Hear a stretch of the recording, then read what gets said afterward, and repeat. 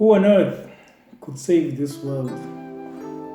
The sorrow and pain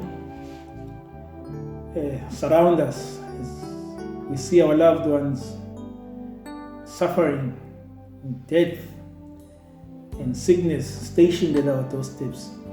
It is clear that this world needs salvation. We need a Savior.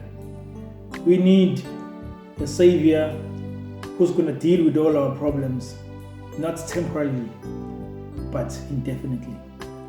We need salvation which is not temporal. Someone who's not going to deal with some of our problems. We need a Savior not to deal with some of our financial problems, some of our emotional problems.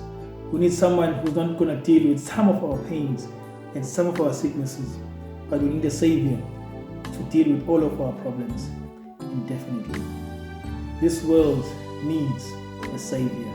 We need a Savior who's not going to be governed by this world, but one who's going to come and govern this world.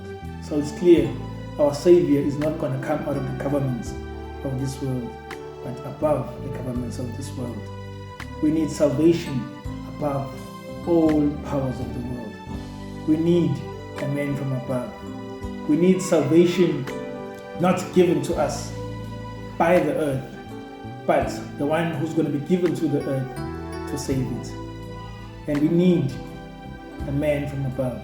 Now in the book of John 3 verse 16, it clearly says, "For God so loved the world that he gave his only begotten Son, so whosoever believes in him may not perish but have everlasting life."